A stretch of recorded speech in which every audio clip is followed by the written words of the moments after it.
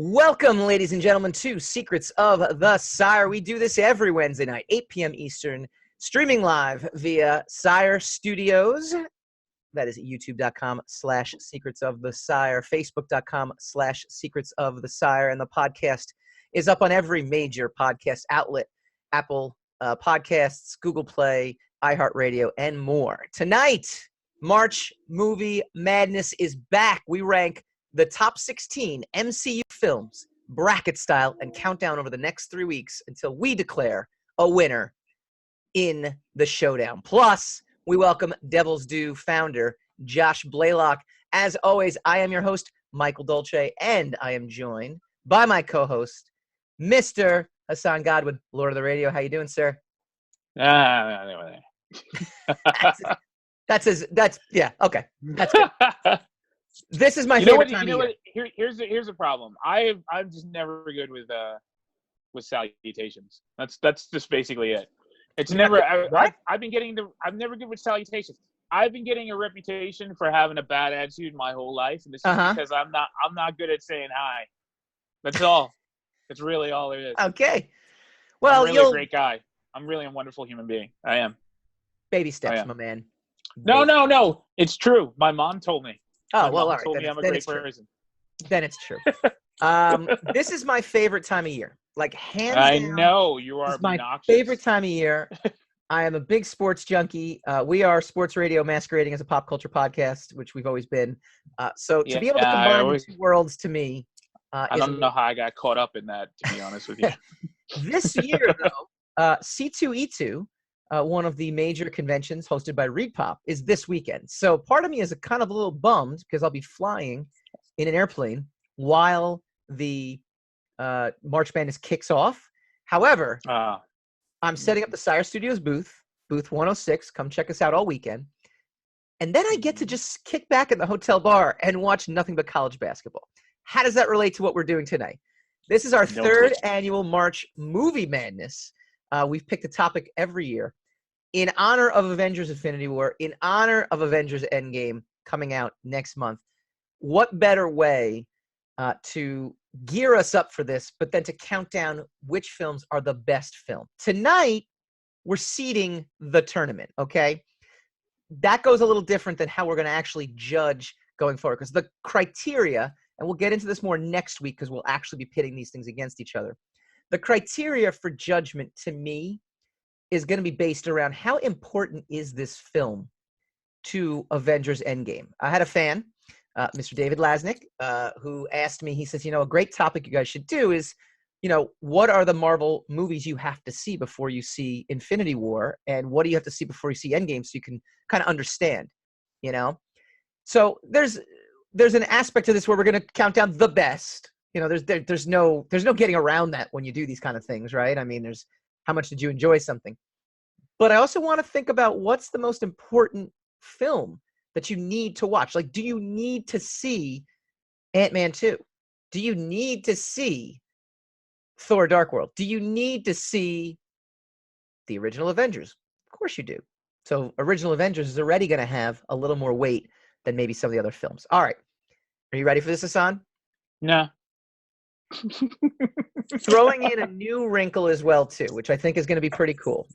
We named our brackets. So we're going to seed our brackets. It's going to be live up on facebook.com/Secrets of the Sire. Even if you're listening to us after the fact, come back and you can get to see the visuals. If you're listening to us in a podcast, we will do our best to describe it so you know what we're talking about. But we are going to be announcing 4 brackets. And we named our 4 brackets against our SNL type guest hosts. So SNL, everyone's familiar with, Saturday Night Live, has Alec Baldwin, Tom Hanks. There's a few others who are just reputed as being the most recurring guest hosts, that they're practically cast members at this point. Right. Secret of the Sire is no different. So unveiling today, we have the @PatShand bracket. We have the @Darren Sanchez from Marvel Comics. Pat Shand, freelance writer, Space Between Entertainment. He's the writer of Destiny New York. Friend of the show. Yes, he has a Kickstarter out right now called Little Girl, which is awesome. I just backed it today, so you should as well. Darren Sanchez is from After Hours Press, but he is also Well, he's also a former Wizard, which we all love.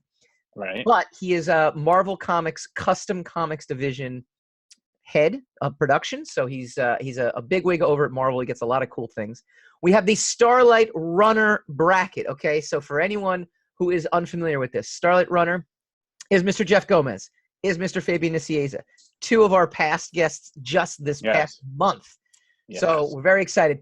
We were thinking to ourselves, well, Fabian has only really been a guest in person once, but he's been on the phone at least 2 other times. He celebrated our 200th episode. How could we not have him? And then Jeff Gomez has been a staple in our guest host, rotisserie that we have. And finally, Fabian's in one of our drops. So what's that? Fabian's in one of our drops. He's in one of our drops. Immortalized. Oh, we'll have Drop Madness next year. That's what we're gonna do. We're gonna do Drop. Oh man. Okay. All right. What? And we didn't want to just be a bunch of dudes, so we looked back and Victoria hate Bennett, being a bunch of dudes. Bevan herself from the Adultish podcast has been an illustrious guest multiple times as well on the show. So we are having a Bevan bracket. And I've reached out to all of them individually. They're not going to be on the show tonight, but they've all submitted their vote for their favorite Marvel film. And surprise, surprise, all of them picked a different one. So that will be our top seed in each of these brackets. And then we're going to kind of seed them to where we think those people would kind of want. Like, which film is a Fabian and Jeff film? Which film is a Darren Sanchez film?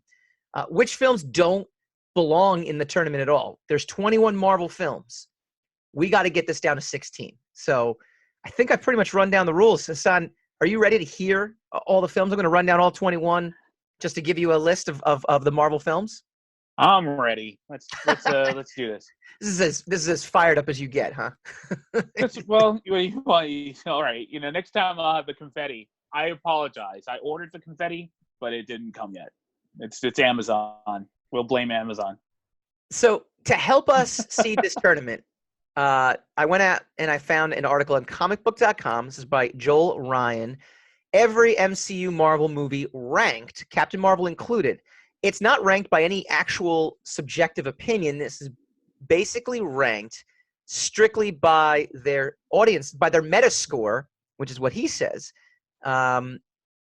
which is the Metacritic score from lowest to highest. So the Metacritic, I guess, is an aggregate of all the different critical percentages that are out there, and he combined them all and did a list.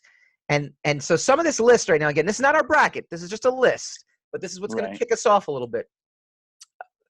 Okay. I can't believe some of the ratings for some of these films. Some totally get. Like number 21 on the list, poor Pat Shand.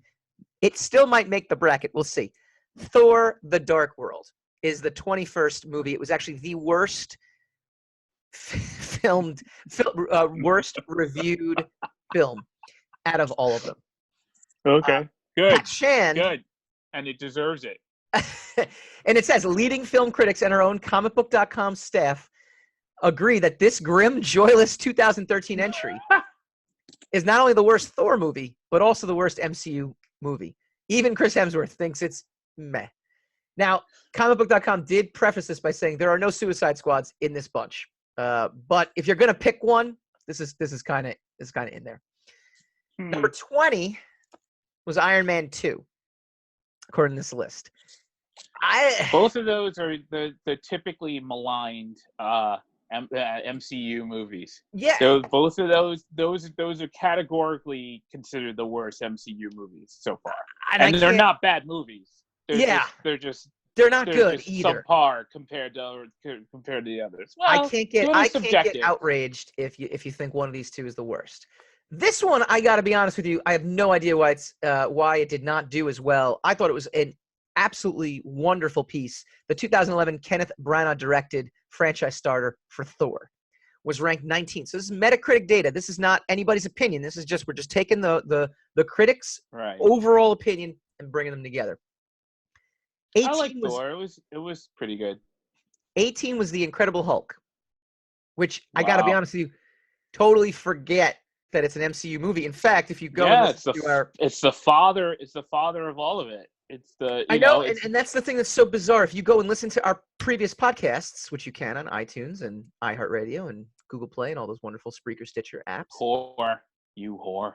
I poorly said this wasn't part of the MCU. So it goes to show how much I know. But, you know. I've disputed you, though, because that's what I do. So I still win. All right. 17 was Iron Man 3, according to this list of Metacritics. And again, we're just giving you a rundown based on the critics' opinions. We're going to bracket these things up. That and we still basically fits. I haven't heard anything I disagree with yet. Right. We have to basically aggregate this list from 21 down to 16 and properly seed them in the brackets we think our esteemed representatives would want in their brackets. Okay. Number 16 was Ant-Man, which to me, I have no problem with, except for the fact that there is no way, shape, or form Ant-Man 2 is better than Ant-Man 1. Like, how did critics come to this understanding that Ant-Man 2 is somehow, and not only better, it is far on this list, and you'll get to see that in a second. Hassan, agree, disagree? I kind of hold them on par with each other. Personally. All right, and I'll accept that, but then that would mean, that they should be back to back. They're not. Number 15, which I would actually argue should be definitely reversed at this point. Avengers: Age of Ultron. So critics scored that. I disliked Age of Ultron more than I disliked Ant-Man.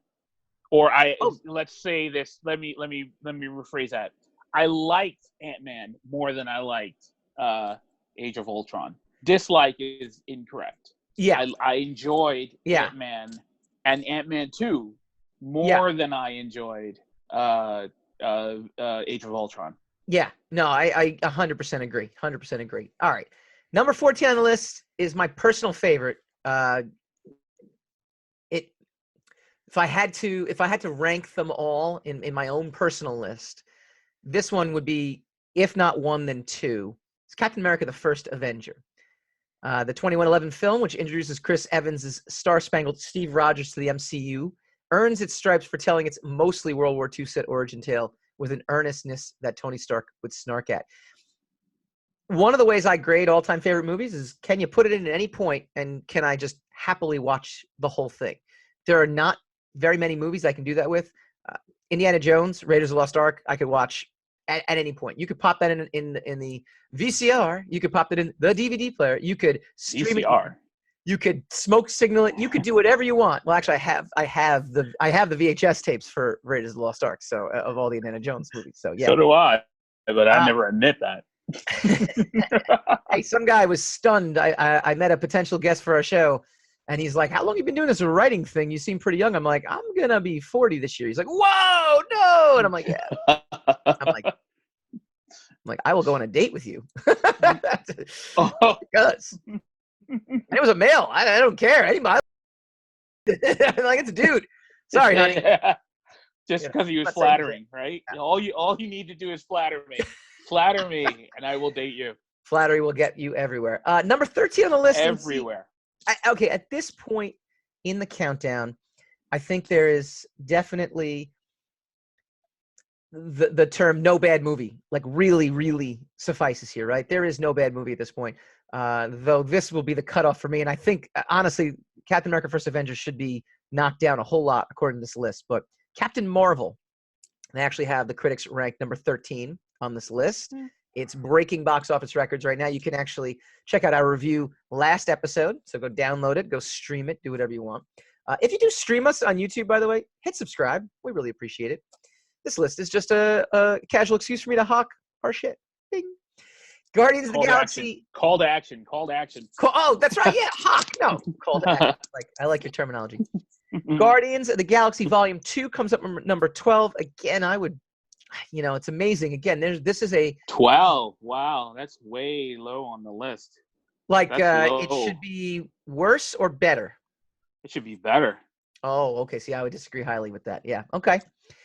Number 11 on this list. This is a shocker, but also not a shocker when we unveil our number one seeds in each bracket. Avengers: Infinity War is actually number 11 on the list in terms of critics' Metascore or Metacritic data. Followed by what's that? Kind of fits. Avengers. The greatest about Infinity War is that it was pulled off. That's the greatness about it. There wasn't anything intricate or deep or super revealing about that story. It's pivotal, absolutely, no argument there. But there's nothing intricate or other than it like what's his name I'm sorry for referring to him like this, but Harlan Ellison said of Dune, of David Lynch's Dune, he said the greatest accomplishment that movie made was that it got made, because it was so many odds against it. So like the greatest accomplishment of Infinity War is that with so much weighing on it and so much build up for over a decade, so many seeds and so many nods and teases to it, that when it came out, it stuck the landing. It was, so look, I'm not denigrating it, but it's no amazingly intricate piece of art. Right. The thing that I think about it, though, why I can also kind of agree with what you're saying and also kind of agree with the ranking, it's essentially a part one. Yeah, that's true. I think it's that's not a finished story. Not a complete movie. I mean, it is in the sense that it tells a beginning, middle, and end. But it's Empire Strikes Back guy winning. So there's something about that I think Empire Strikes Back is not a perfect movie because it requires A New Hope and it requires Return of the Jedi in order for it to be complete. So, it's the same thing with Infinity War, and we'll find out next month.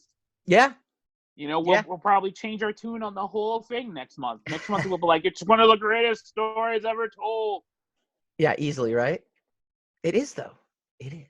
All right, moving down the list. Right underneath Avengers Infinity War, Original Avengers.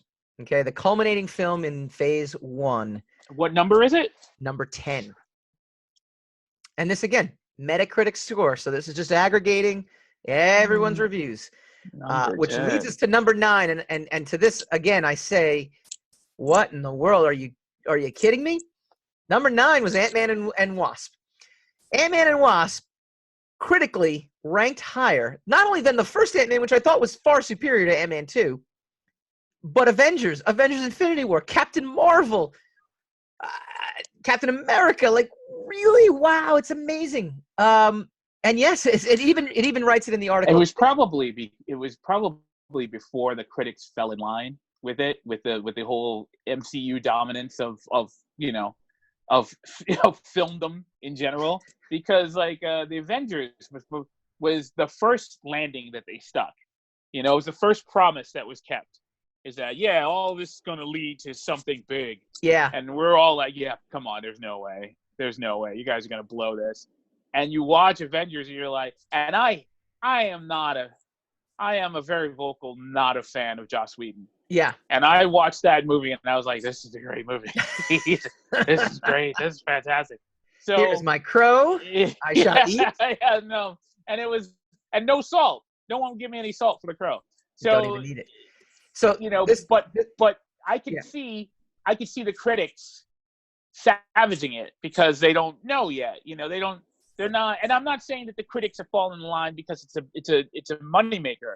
I'm saying now they kind of understand this. After a decade, they have a feeling for this genre, so now they can better judge it. So I think I'd be surprised if Avengers was really well critically received. I don't know. I don't remember, but that could track. Well, it says it in the article, too, actually. This 2018 sequel, which is talking about Ant-Man and the Wasp, which arrived in theaters after Avengers Infinity War, but largely exists before the death snap, gets points for being, as the Boston Globe says, fast and funny. And yes, if you're following along here, according to Metacritic, it's a better film than any of the 3 Avengers movies, Infinity War included. Whew! It just goes to show you, in a vacuum. Goes to show I was right, and you're wrong. I don't know how that even. Yeah, no, I don't think that works. Well, here's number 8. Because you disliked it, and I say it's an entertaining movie, and you dislike it, and I'm right. The critics agree with me. So there you go. Ironically, enjoy being wrong. It's not even an MCU film. They still put it number 1. Who knew? You wish. You wish. Number 8 on the list. You wish. And again, this is some people have some problems with this. Captain America: The Winter Soldier, a political conspiracy thriller in that's too superhero low. drag, which I think Too is low. a very great way to put that film. Followed number 7, and again, it's funny going through this list. You kind of get reminded of certain films, and you go, "Oh yeah, that was a Marvel Studios film." Doctor Strange, number 7. I know he's so important in Infinity War, and his movie was really great. But if you were to do one of those Rorschach it's a blink tests, and you'll miss it. Blink and you'll miss it. If you were to do one of those tests, name me an MCU film: Civil War, Captain America. Like, I just picture Chris Evans or Robert Downey Jr. Those are the two things that kind of come to my head immediately. If you do one of those, those are your personal biases, Mr. Dolce. Number 6 on the list. Here's another one, which again, because of its licensing history, can sometimes get lost. Spider-Man: Homecoming. Wow. That's first high, Spider-Man-centric movie is a winner. Hilariously infectious and full of hope, Spider-Man's return to Marvel couldn't be more welcome, says Jamie Graham of Total Film. It actually, Homecoming, according to this article, boasts a Metascore that ties it with Sam Raimi's first Spider-Man as the second highest rated live-action web-slinger film to date. I'm going to go on a limb and say Spider-Man 2 was rated higher. I hope. I agree. And now probably Into the Spider-Verse is probably nudging. It's probably edging them out a little bit. Good. Oh no, this is live action. Live action. It specifies live does it specify? action. I was about to say, I'm like, I wonder if, but no, okay. They managed. If it specifies live action, and they covered themselves. Yeah, they managed to cover all their bases. Number 5 on this list, Thor Ragnarok, which, according to Pat Shan, and it will not make the Pat Shan bracket, is one of the worst films he's ever seen. Pat Shan is wrong, though. He might or may not be wrong. It will that not. That is the best Thor movie. I'm sorry. What's that? That is the best Thor movie. It's a great movie. It lines up. I don't know if it's rightly or wrongly. It lines up very nicely with the Guardians of the Galaxy and the Marvel Interstellar universe that they want to do, the space universe, and it leads us right into Infinity War very smoothly. I have so many mixed feelings about Thor Ragnarok because I don't care how you feel about it. If you talk to any Thor fan, like someone who read the Thor comics and was a huge Thor fan, I know you are too, so you would count. But like my local comic book shop owner, big Thor fan, and he's like, yeah, Ragnarok was great. It's not Thor, but it was great, and that's what a lot of people kind of say. So I have mixed feelings because I can kind of see that. Fair enough. Enjoyed that's the same thing I say about The Dark Knight. Yes. Yes. It's a great movie. It's just not a good Batman movie. But the thing about Thor Ragnarok also, though, to me, it's like Wedding Crashers, right? Like, I enjoyed it immensely the first viewing. Try watching it again and have the same feeling. For me, I've seen it a number of times. I enjoy it, but I enjoy it, but not as much. Like it was like you leave the theater so high on the movie that when you do see it again, it just there's a lack of surprise. The humor obviously isn't. You're not going to be bowled over by the humor more than once. Thor Ragnarok, to me, I would watch Captain America: First Avenger, 25 times before I'd go watch Thor Ragnarok again. Like, that's how much I feel the disparity in terms of that movie is. Fair enough. Number 4 on the list, Captain America: Civil War, which, to me, I think would have been the greatest film in the MCU universe had they stuck the landing. Had they really stuck the landing. I've had issues with Black Panther, which we'll get into, obviously, because the list is really winding down at this point. Yeah. I've had issues with Black Panther's ending, where he defeats, Michael Killmonger. Yeah. However, I don't. It's one of those like little cuts where you go, they didn't quite nail it for me, but it doesn't detract from the whole movie. Civil War completely falls apart for me in the end. Where? At the end? Yeah. Yeah. How Baron Zemo's fight? entire plot happened to rest on so many variables there's no way he could have predicted. Ancient technology that for some reason Tony Stark can't access. VCR.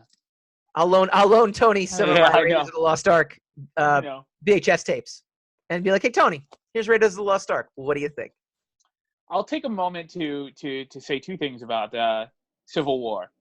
The one thing I dislike immensely about Civil War is that in order to make a drama like that work, kind of like Shoot Out the OK Corral, is you gotta, it's the whole movie is based on the event, that the cataclysm of them all coming together and trying to kill each other, or fighting each other basically.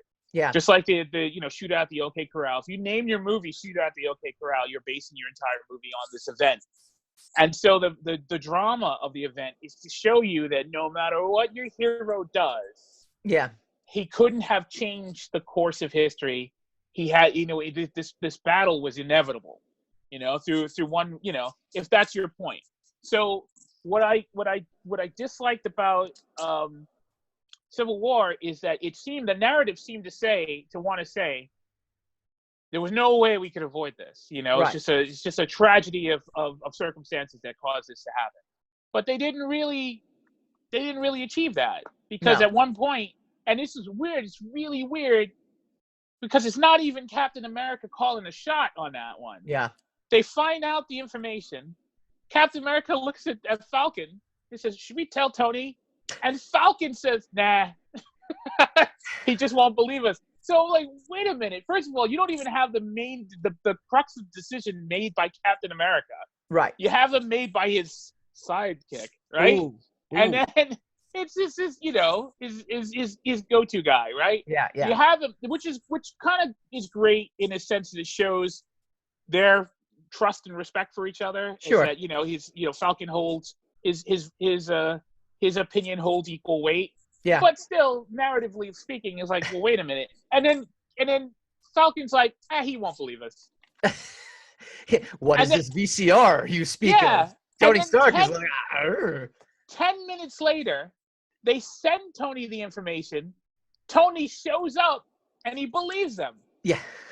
And then now the other side of it is what I really liked about it is I liked the two things. There's two fantastic moments in that last scene when Tony finds out that he killed that Winter Soldier killed his parents. Spoiler, but Winter Soldier killed his parents,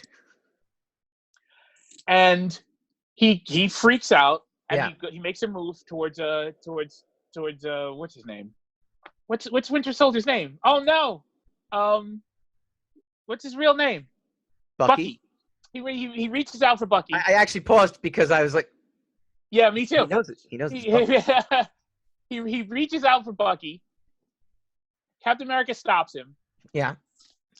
The look on Robert Downey's face, the acting that Robert Downey does when he realizes that Captain America knew all along that this was the whole reason that he was defending him. That is heartbreaking. That expression on his face is heartbreaking. The fight is fantastic because even though I have the information, right, I don't care. I'm gonna kill this guy. I don't care. Right. I don't care if I'm right or wrong. I'm gonna kill. They achieved that emotion perfectly. The failure was the battle. The failure was the Civil War in and of itself. Yeah, was kind of the low point of it. And again, if Baron Zemo had come out, killed all of the other super soldiers, and somehow acquired all their powers and became like this big super soldier, and that was his aim the whole time, and he kind of along the way says, I needed to break you guys down so I could get here, but now I'm here, and now I'm this foe, this awesome foe. Even if they beat him very quickly or whatever, and so they can get into the Civil War, I don't care if it's an extra 20 minutes. Give me another battle scene because it needs it. I can't have you be some ordinary guy be like, my whole plan was to just make you hate each other because I happened to get this over here and that happened and you happened to kill this guy and this happened to be also over there. And I just luckily planned that we would all somehow magically make it here, even though it really didn't look like you were going to make it here because of all the other things I did, which theoretically should have kept you locked up. But no, I'm a genius. And you're like, no. Yeah, there's a lot of movies that kind of... Just go be a super soldier and just make everything easier. All right. That's the same with the Avengers, though. How Loki planned to use the Hulk, in order to break. Like he knew he was going to be on the helicarrier. He knew that the Bruce Banner would be there. he knew he could use the Hulk somehow to manipulate the Hulk. Yeah, but so he was directly there, so I mean, he has more of a hand in manipulating that. Yeah, but I mean, how did he know he was going to be taken there? How did he know that was going to be the circumstance where he was going to be? It's just there's a lot that happens. It's not as thin. To me, it's not as thin as Civil War. Civil War is like hanging by a very, very thin thread. All right. We want to speed this up a little bit because we got the top 3 of Metacritic, and then we are going to seed this bracket, or this tournament, I should say. Number 3 is Guardians of the Galaxy. Can't really argue with that. I think it's a pretty amazing movie. It's corny, it's dopey, it's sincere, it's romantic, it's thrilling, and it leaves one anticipating the next adventure of these heroic goofballs. Richard Roper of Chicago Sun-Times. Can't disagree with any of that. Not bad. And we're going to get a third one. Yeah. Which, spin the racks a little bit. Iron Man. This 2008 film is the point of origin of the cinematic universe, which, again, I keep forgetting Incredible Hulk actually kind of came after. Second movie, but, after. You don't even really think about that because of Ed Norton, et cetera, et cetera. And finally, Black Panther. That Favreau built. Right. Black Panther is the number 1 movie according to the Metacritic. It was also nominated for Best Picture, so I can't really argue in that sense. I know Brian Everham will probably disagree. All right, those are the contenders. Hassan, this is what we're going to do. First, we're going to knock out 5 films. 5 of these films can't make the tournament. I think we have a handle on exactly which those 5 should be. Then we're going to announce the number 1 seeds in each of the brackets. And we're going to then instruct everyone to go to secretsofthesire.com to check out the full bracket. We'll throw in a couple favorites here and there for some of our esteemed representatives. Mr. Pat Chan, freelance writer. Starlit Runner, which is a transmedia company. Jeff Gomez, Fabian Nicieza. Fabian Nicieza, obviously a famous comic book writer as well, co-creator of Deadpool. Darren Sanchez, Mr. Head Honcho at the Marvel Custom Comics division, and he is After Hours Press. And Bevan from the Adultish TV show, web series, and podcast. All of our esteemed SNL-themed guests. Does that sound good? Sounds good. Give me, right now, a film that should not even be part of this tournament. That we just talked about? That we just mentioned? Yeah, we got 21. We got to will this down to 16. A film that shouldn't be... It doesn't even make the tournament. It doesn't even make the tournament. I'm going to go with Incredible Thor, Dark World. Thor, Dark World, Incredible Hulk. We have got 2 off the board already. So this is good. Now, Iron Man 2, are we in any way, shape, or form upset if Iron Man 2 does not make this board? Not in the least. Even though I like Sam Rockwell. And I'm going to also go on a limb and say Iron Man 3. Is that a fair... No, not a problem. Not a problem. So we have got... Not a problem. For an amazing character that Robert Downey Jr. is, and the fact he's appeared in so many movies, his movies and Thor's movies just never seem to cut it aside from one. Now, here's where it gets a little interesting, and this is where I'm going to really have a problem. Avengers Age of Ultron, I think, would be the natural one to exclude, right? Yeah, probably. I'm not a fan of it. So we've got, I'll give you the contenders. Thor, Avengers Age of Ultron, Ant-Man.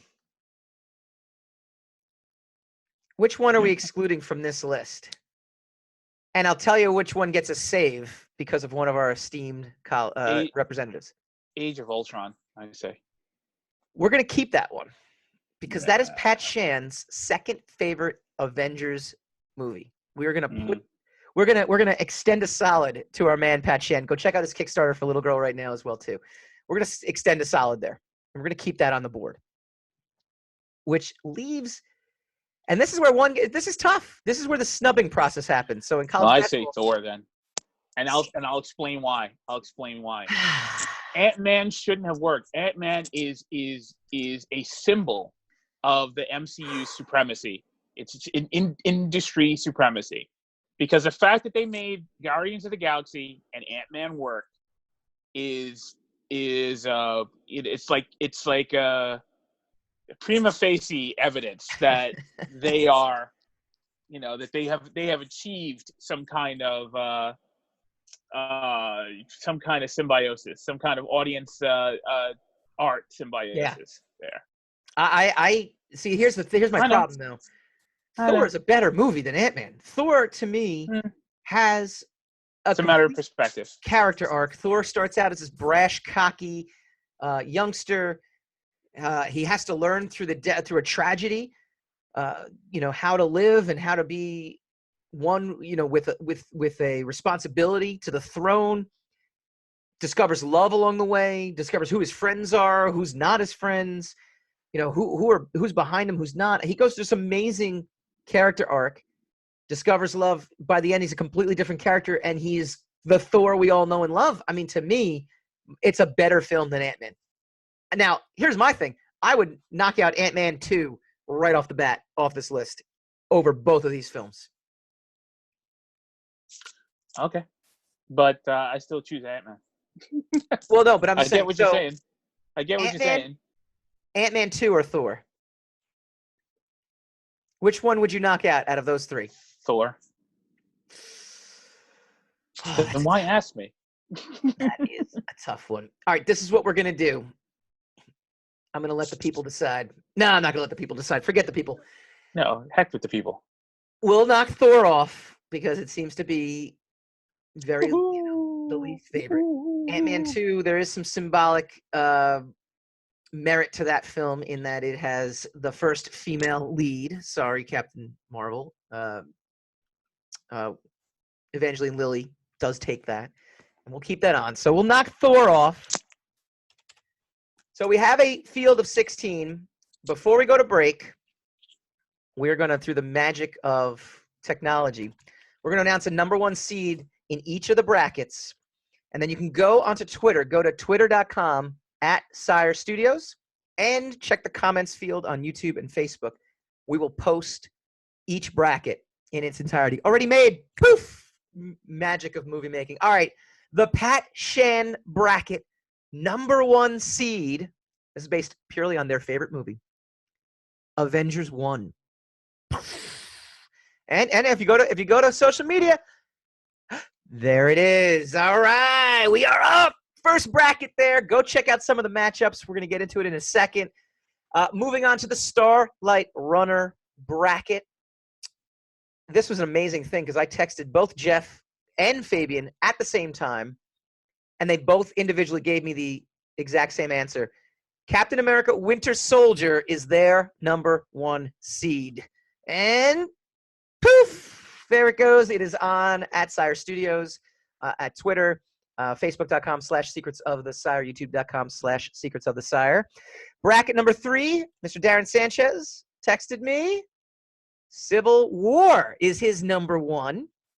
So that is his favorite, and that will be the number one seed in the Darren Sanchez bracket. Bevan bracket, Thor Ragnarok, her favorite MCU film. Good choice. Those are your number one seeds.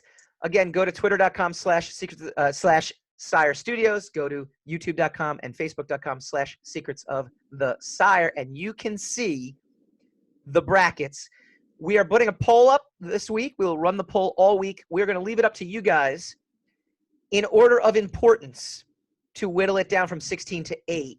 And then next week, we will debate the top 8 leading into the Final Four and championship on April the 3rd. When we come back, Josh Blaylock, Devil's Due, gives us a preview of C2E2 convention.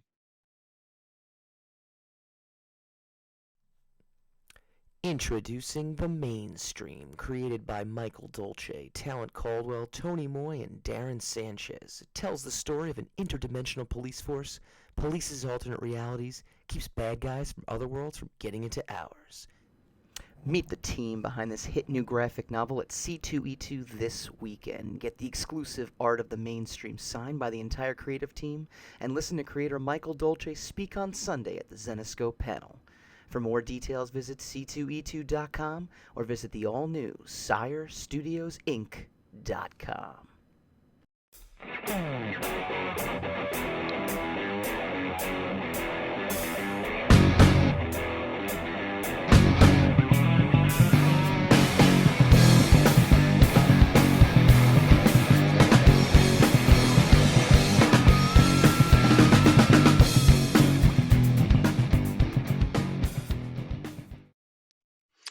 Welcome back to Secrets of the Sire. We do this every Wednesday night, 8 p.m. Eastern, talkradio.nyc. No more. We are Sire Studios now, and we are streaming live on youtube.com/Secrets of the Sire, facebook.com/Secrets of the Sire, and 40 other channels. We're on Apple TV now. We're on Roku. We're basically just growing like a virus, and we're expanding. We are excited to welcome our next guest. He is a returning guest. There is one of the, I would say, one of the larger conventions kicking off. It is one of the largest cities, that's for sure. It is C2E2. It is in Chicago, and with me is Devil's Dues. Devil's Dues. I do this all the time. Devil Dues. No one can say it. I can't say it. It's a tongue twist. Mr. Josh Blaylock, how you doing, sir? Good. Thanks for having me. Last year, we actually had you on almost exactly a year ago. It's been that long already? We do this because this is your hometown convention. So kind of like New York Comic Con is my hometown convention. This is your hometown convention. What is up with Devil's Due? What have you guys got going on?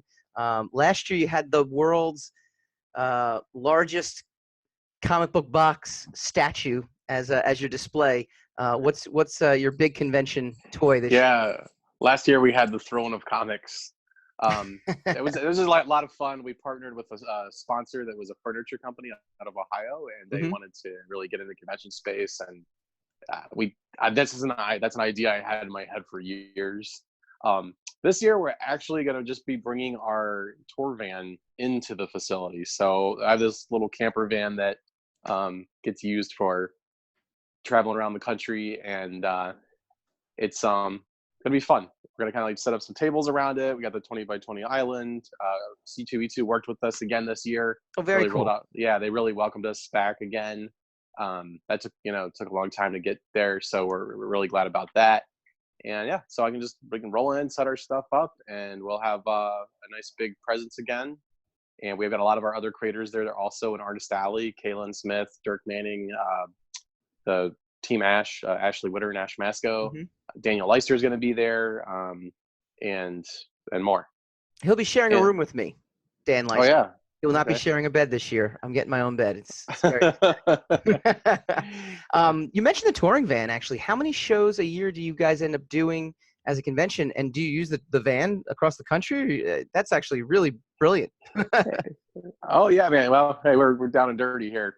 It's just it's the glamorous tour life. So, no, man, I started, when I started doing the touring aggressively, several years ago, and first tested it out, proof of concept. If I just get in the car by myself and go, will this pay for itself? And then it worked, and then I bought this little boxy HHR car to put inventory in and test it out, and drove that thing into the ground. And then that we were able to elevate up and just making sure it kept paying for itself, so that we got some Sprinter vans. And then we were able to, when I started working with First Comics, we were able to bring on some more inventory, more of an excuse to go to stores, and then get we had started to bring some staff along to help, and it worked. One year by myself, I did like 40 cities. Wow. In between the publishing and everything else, and then we went to I don't know how many we did as a team. So definitely, it's funny traveling and doing all that by yourself. Yeah. As a whole, there's something cool about it, but it's also like a whole different experience than traveling with a group of people. Yeah. And then I started getting obsessed with looking at the options of, if we push it a little farther, will it actually start to pay, make more profit on it? Like, how will it work, or is it just a stupid waste of money and energy? And it found a perfect little camper van. It was I went too far down the rabbit hole on the van life shit. I found it perfect. It's red, white. It's like a 30-year-old pristine vintage club wagon, and I went and reupholstered. My mom actually helped me reupholstered the cushions and painted everything black. Everything's black and red. Took out the microwave, put an inkjet printer in there, so it's like a mobile office. And yeah, it's awesome. And it's just, when you're gonna a lot of times, some shows you just make sense to fly to, some you want to drive. there's always this real crazy like in between area. So, and I'm in Chicago, which is a nice central location. Sure. If you're on either of the coast, it's even worse. So there's a lot of parts of America where there's not a lot around, and you might have a big stretch of a drive that sure. you can say yes to a lot more shows you wouldn't normally be able to say yes to, because you don't have to worry about shipping. And a lot of shows, they can't give us they might not be able to give us the travel and hotel or something, but or they'll just be able to give us the hotel and the booth, but not travel. Well, now we've got a little solution that when it works, and you'll be driving, at 11:30 at night, and you're thinking, okay, I'm still full of energy, but for all I know, in an hour and a half, I'm going to be super tired. Maybe 3 hours, I'll be tired. Oh, but then it's either I got to get a hotel in the next half hour, or I got no hotels for like 3 hours. Sounds extremely dangerous. Yeah, so if you've got a little mobile office / camper and you're just going, man, you just go until you're tired, you stop, and now you're going to be driving it onto the convention floor. That's pretty good exciting. to go. Yeah. What is the big Devil's Due books that you guys are going to be showcasing this year? I mean, I know last year you guys had kind of announced a new platform. Where are you a year later with that platform of publishing comics, and what are the big titles that you guys got that you're really showcasing this year? So we still have several of our different creator-owned titles that we've been publishing for quite a while. I've also got Mercy Sparks returning in June, which is my own book. So unfortunately, we don't have a new Squarriors yet for several months, but Ashley's working on it. We do have a lot of new art for that, and she will be there with plenty of stuff. Now we're really, in the last year, we've gotten all of these major collections out for all of the work that's been slowly going into these over the last several years. We've got the Nightmare World Omnibus. We've got the Plume Omnibus. I got Mercy Sparks Omnibus, and then some beyond that. But it's just nice to finally have these nice big phone books, as they used to call the Dave Sim omnibus collections. Do you find those are easier to sell? Like when you're on the convention floor, I always find trades are just so much easier than selling single issues. Once you get an omnibus, man, it's just it's tough. And I know. Oh shoot. It's okay. Keep talking. Okay. I lost my screen there for anyone that doesn't know what the heck's going on. It's almost. That's the beauty of editing it out later. It says safe driving. Here, I'll hit pause. Go ahead. Once you get to the point where you have those big collections that people can binge on, it's just like binge TV. Yeah. And everyone loves them. And a lot of times people who even have your stuff from before they want to pick up that collection as well. Yeah. So it's a lot better when you're selling something, for $45-$50 a pop. Easy. That, it really helps you come out ahead at the conventions, which is still, despite, contrary to belief, it's still really kind of difficult to do a lot of times. It's funny. The only show I make money on is New York Comic Con. So this year I'm bringing to Chicago. I'm going booth style. I'm going a big booth, and I'm bringing merchandise. Like I'm legitimately doing merchandise, and that kind of leads me into my next question for you. And you kind of you've been hinting at it here and there, right? Because at heart, you're a creator, right? I mean, at the heart, that's what you do. You make art, you draw, you write stories, you come up with characters. Like you're a creator, but you talk very much like the business end of things, which I think a lot of people have trouble kind of rectifying in their heads, right? Like they come out and they're like, I want to be like an artist, and I don't care if I make money, the money will come later. That was always my philosophy, and it's true. You don't want to be obsessed with the money, but you have to treat it like a business. How have you kind of rectified that in your head, and how to kind of married the two together? Yeah, it's tough because I try to balance it out mostly by keeping the comics I'm proud of creating, even when they don't make money. And if I have the option between putting out a comic book that I wouldn't want to do versus just having to do something else, like whether we get outside clients, for our creative services business, it's just sort of thing we do on the side, that I would rather do that much rather work for a corporate client that we can, provide our services for, and make good money that way, and still be able to put out the books. We want to keep the brand intact, because in the past, I've definitely got down that trap of us. We've put out some books. This is a long time ago, but I wasn't even involved in a lot of them. They were just kind of deals coming into the company, and I was saying, yeah, sure, but in hindsight, I'm like, man, I wish we just never did those. And now, that's one thing I'm proud of, all the books that we have right now, and I want to keep it that way. So, how long have you guys been in business now? So it's really, I just realized not long ago, it was March of 1996 I published my first comic book. Wow. So the first nationally distributed comic that sold a few thousand copies. So that was so 23 years I've been in the game. 6 years later, I was able to go full time. That's when G.I. Joe #1 came out. Okay.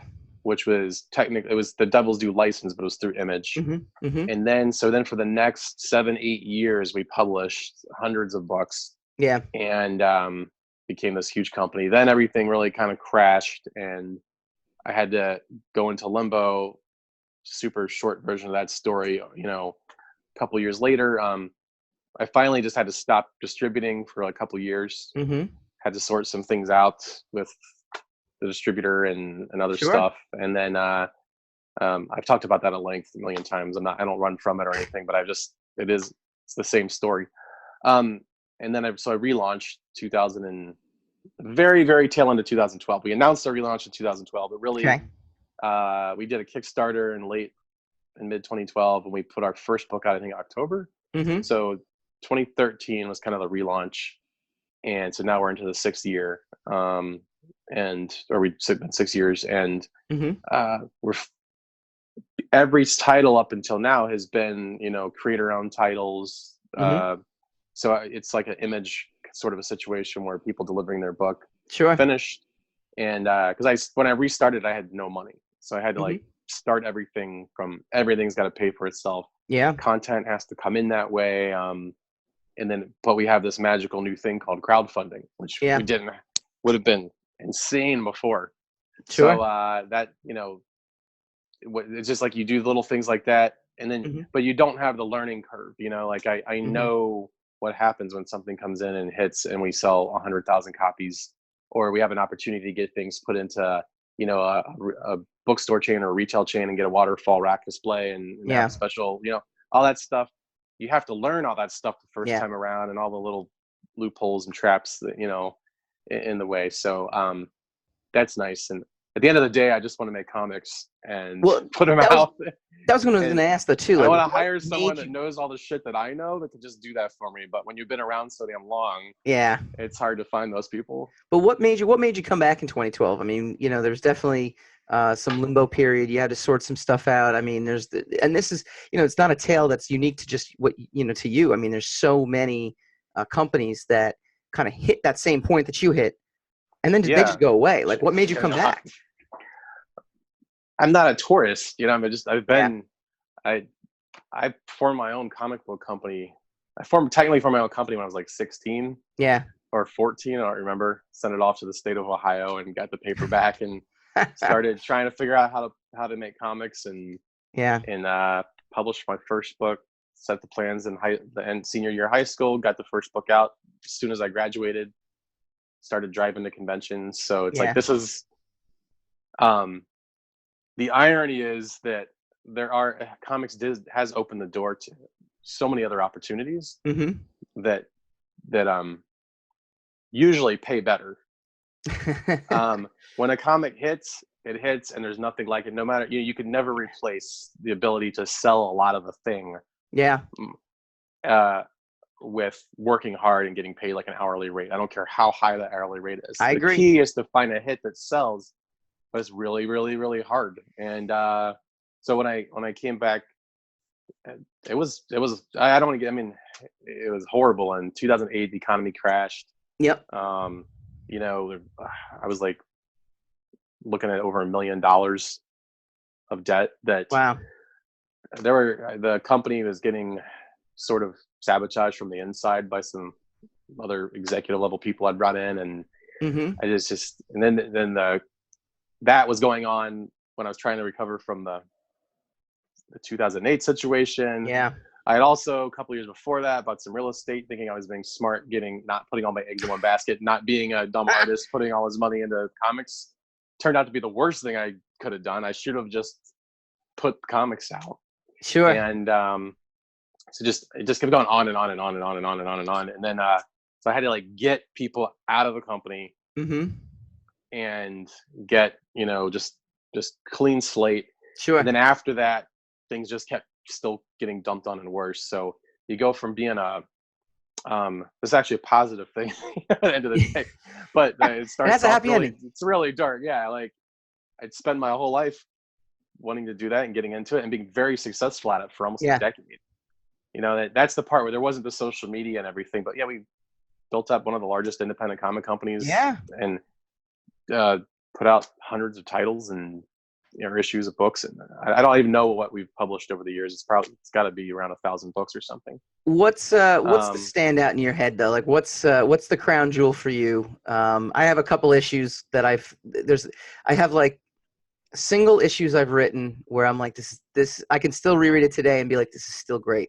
And then there's other stuff where I'm like, I don't even want to read it. Like my Image book, I don't even want to read it. Like I did reread it and it turned out to be okay, but I still like I don't go back. Like what's your crown jewel? What's the single title you love the most that you've ever put out, and what is the single issue you've put out that you love the most? It is nice. You have to wait several years to go back and read them so you can have any sense of objectivity to it. But I think that for some reason it always stands out. I think it was G.I. Joe 16.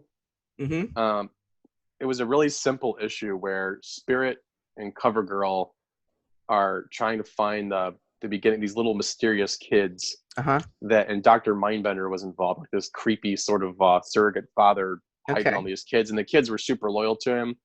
and it was just a nice simple issue, and G.I. Joe was such a huge team book. You didn't get those very often. Francis Manifold did the cover art for it. Tim Seeley drew the interiors, and time flies so fast. It's probably been 5 years since I read that thing, but I remember going back and that stood out. And I'm still proud of the first Mercy Sparks run and generally what's been done with Mercy Sparks. Then I think Dreadnought's Declassified. I'm not really proud of how great the whole thing came out, but if you knew how hard that book was to work on and how much of a fucking nightmare Hasbro was to deal with that round, and how hard it already was going into it to take the character Zartan's completely conflicting continuities from the toy and the cartoon and the comics and merge them all together and make it work. I was like, man, I did it. I pulled it out, and it's still super clunky, but it didn't hurt that it had these amazing Clem Sauvé covers to go along with it.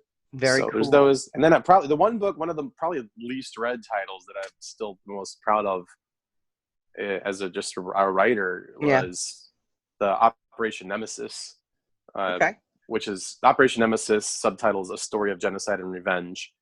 It came out along with the 100th anniversary of the Armenian Genocide. It's a true story. It's kind of like Munich or Inglourious Bastards. Sure. It's about a true story where after the genocide happened, the Armenian Revolutionary Federation had a secret operation to come in and just go track down all of the former leaders of Turkey and just whack them, just total gangster style. And I feel like I actually have heard this before. Yeah, most Armenians don't even know this story. Yeah. And, I was hired by a couple Armenian guys to come in and help put it together. Sure. And then it worked out, and we ended up doing a deal where we would just publish the book. And it was crazy crunch time deadline, and I learned a lot out of it, and I had to read a lot of research, and also read a lot like old newspaper articles. Like there's a 100-page binder of old newspaper articles that talked about it, and then so was amazing to see what a big deal it was back then and how Yeah. it's been totally wiped from history since. And all the current weird, bizarre politics between Turkey and Armenia and all that. Weird. And to see, also read a lot of sources that were obviously completely biased. You know, they worshipped the assassin of Talat Hey, Pasha. he who wins, right? History's written by the winners, right? Yeah, and or they, Soghomon Talerian was the guy who killed Talat Pasha, the former leader of Turkey. And there's one book that was just great information about him, but at the same time, super racist against Turks. So I'd pick out all these different, sources and put them together. And when in doubt, don't go with the racist version. I think that's the best one. Curse of the Merch Girl, Yumiko Curse of the Merch Girl that I did with Merz. Album. It's an album/graphic novel compilation combo. Very cool. We've got about 30 seconds. Tell everyone where they can find you, both this weekend coming up at C2E2 and in general. They'll find us at, I don't know our booth number. It's the Devil's Due booth. We're right in the Premier Publisher section. Our main push this year is our new book and what looks to be our biggest hit in over a decade, Alexandria Ocasio-Cortez and the Freshman Force. It is an anthology satirical book that's it's very celebratory of the new Congress, but it's political satire, and it's just gone nuts. So we'll have our preview books there. The actual book comes out May 15th. Check it out. Amazing. All right. That's usually what I thought I was going to talk about, and I got sidetracked. Hey, you know what, though? It's a good tease. Now they all have to go to the show, and they all have to check it out, and they have to go to your website, and they have to go on social media and find you and find this book. Josh, always a pleasure. When we come back, we go spinning the racks.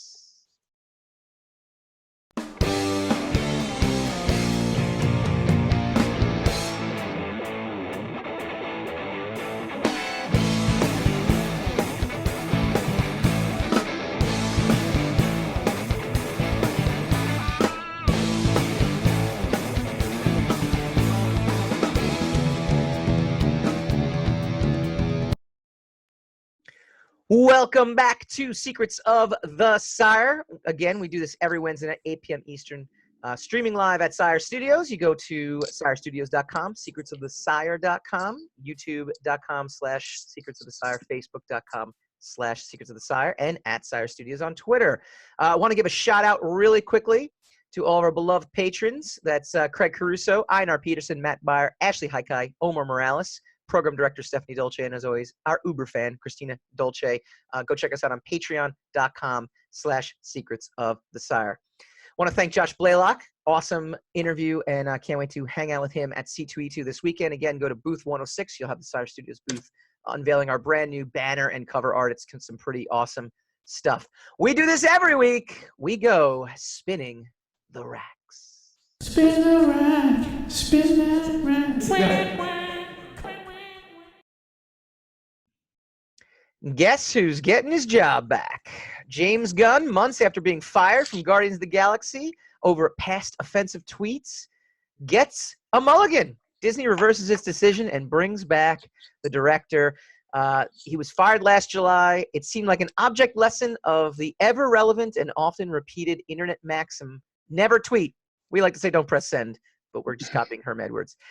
Gunn, the director of Marvel's popular Guardians of the Galaxy movies, had joked on Twitter in 2008 when it was a little scrutinized sounding board for half-baked jokes and unprintable thoughts that when he was working with the transgressive world of Troma Entertainment, that he had said some pretty offensive materials and was quickly dispatched after some alt-right folks dug it up, or not even alt-right. I think it was just conservative folks in general. This is coming from The Atlantic, why James Gunn won his job back.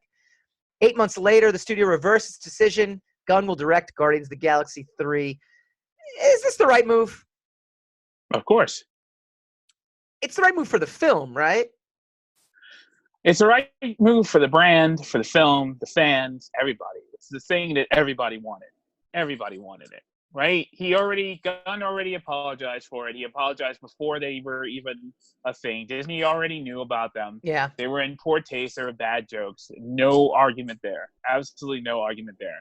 He already apologized for it. He already set up a bunch of humanitarian and egalitarian, exploits in order to make up for it. He's proved himself with his material and his art and his turns at both those movies to be a person of some significant substance and heart.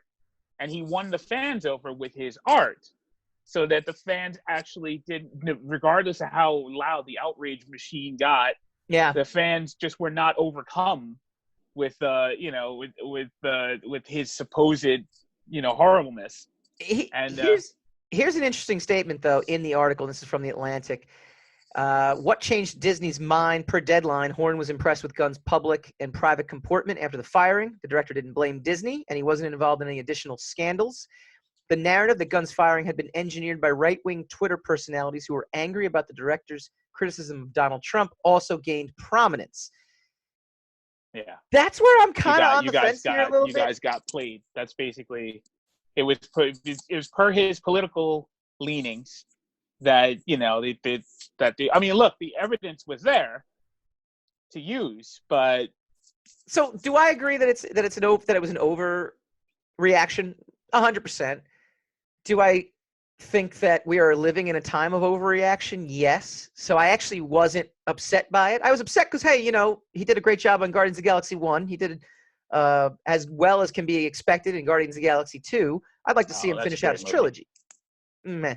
As well as me.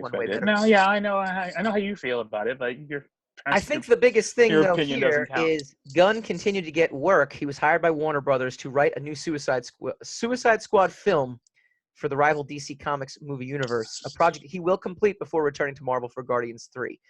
In other words, Gunn's quiet and straightforward handling of the entire situation, combined with the Hollywood establishment's continued support of him, turned the tide to his favor. Yeah, the scuttlebutt is basically he wasn't even fired. He was just put on. Well, yes, apparently he wasn't really. Yeah, he was put on hiatus until the merger or the acquisition of Fox was completed, so that they didn't have any political mishmash to have to deal with while they were trying to absorb another another organization.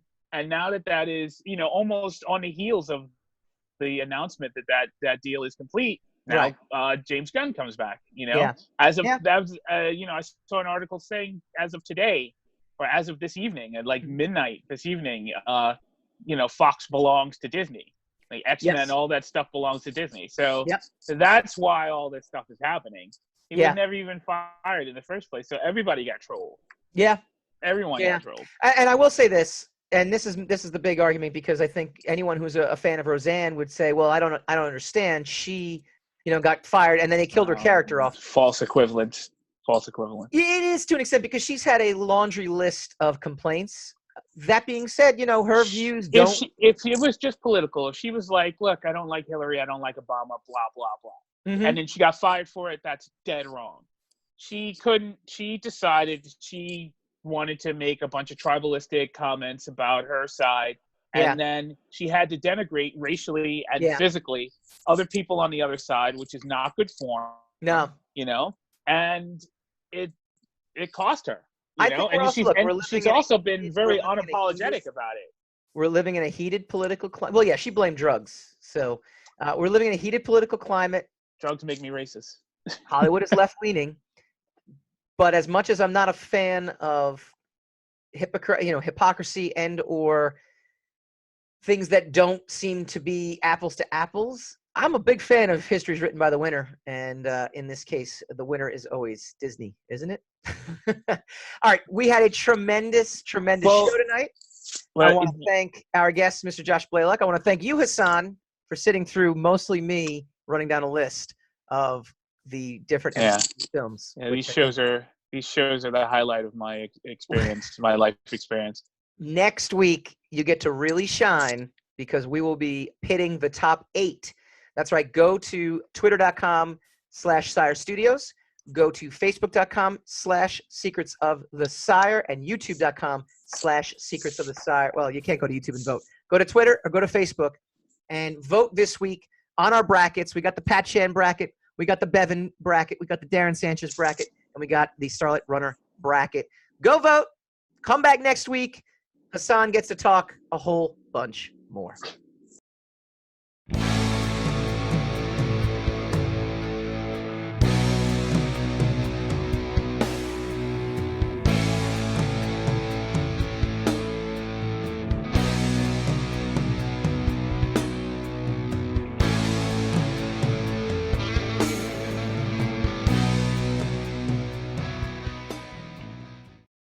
Secrets of the Sire.